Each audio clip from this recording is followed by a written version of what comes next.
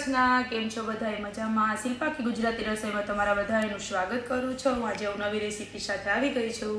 આજની જે રેસીપી છે તે છે વિટામિન અને પ્રોટીનથી ભરપૂર આપણે કોરા મોરા જે મગ બનાવવાના છે, જે આપણે બાળકોને ટિફિન બોક્સમાં આપી શકીએ. આપણે ક્યાંય મુસાફરીમાં જતા હોય તો પણ આપણે બનાવીને ભેગા લઈ શકીએ અને આ આપણે 1.5 થી 2 દિવસ સુધી મગ ચાલે છે. તો ચાલો હવે આપણે કોરા મોરા મગનું શાક બનાવવાની શરૂઆત કરી દઈએ. તો આપણા કોરા મોરા મગ બનાવવા માટે મેં એક આ 150 ગ્રામ જેટલા મગ રાત્રે જ પલાળી દીધા હતા, જે હવે એકદમ સરસ મોટા થઈ ગયા છે પરલીને. આપણે ક્યારેક સવારે જે આપણે શાક બનાવવું આપણે પ્લાનથી જ બધું કરવું પડે છે. તો આપણો આ મગ છે તે સરસ પરલી ગયા છે. અને બીજા આપણા મસાલા છે, ધાણા જીરું છે, ચટણી છે, પછી લીલા ધાણા છે, વઘાર માટે તેલ, ગરમ મસાલો, હિંગ છે, પછી આપણે આ પાસ્તા મસાલો અને સંચર છે, બીજા આપણા મીઠો લીમડો, હળદર, જીરું અને આ એક મેં અડધો ટુકડો તીખું મરચું અને લીંબુ. તો પહેલાં આપણે વઘાર માટે તેલ મૂકી દઈએ. તો પહેલાં આપણે ગેસ ચાલુ કરી દઈએ અને આપણે વઘાર માટે તેલ ઉમેરી દઈએ છીએ. અને મગ તો બહુ જ ખાવા જરૂરી છે અને બાળકોને અઠવાડિયામાં 2 વખત તો ખવડાવવા જોઈએ. મોટા નાનાને સૌને ખાવા જોઈએ, કારણ કે મગ છે તે વિટામિનથી ખૂબ જ ભરપૂર છે.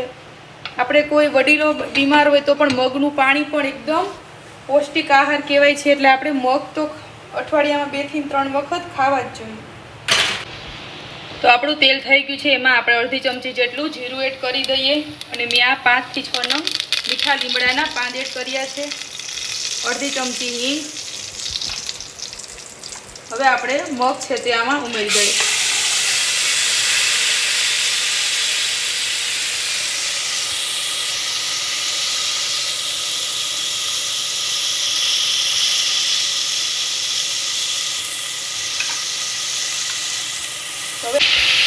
તો હવે આપણે આને મરચું છે તે આપણે એડ કરી દઈએ. મેં પહેલાં નથી નાખ્યું, નહીંતર એકદમ તીખું થાય એટલા માટે.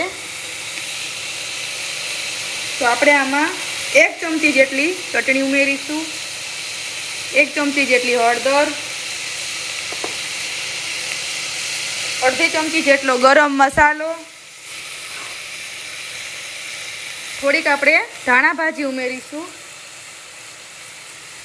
બીજા મસાલા છે તે આપણે મગ ચડી જાય પછી એડ કરવાના છે. તો હવે આપણે થોડું પાણી ઉમેરીશું. સ્વાદ અનુસાર આપણે નિમક એડ કરી દઈએ.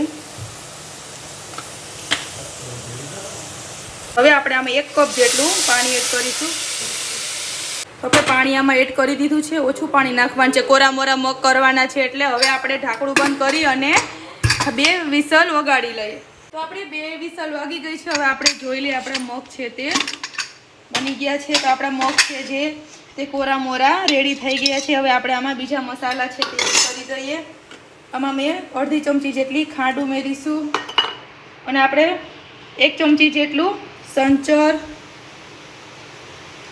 અને અડધી ચમચી જેટલો આ પાસ્તા મસાલો છે. તમે આપણા આમચૂર પાવડર પણ એડ કરી શકીએ, પણ મેં અત્યારે લીંબુ લીધું છે. અડધું આપણે લીંબુ છે તે આમાં નીચવી નાખશું.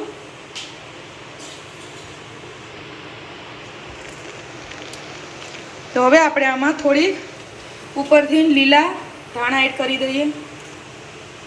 તો આપણા કોરા મોરા મગ બની ગયા છે. આને ગરમા ગરમ જ આપણે સર્વ કરવાનું છે. તો હવે આપણે આને પ્લેટમાં લઈ લઈએ. આપણે આ ગરમા ગરમ કોરા મોરા મગ બની ગયા છે. હવે આપણે આને પ્લેટમાં લઈ લઈને આ ગરમા ગરમ જ ખૂબ જ ટેસ્ટ લાગે છે.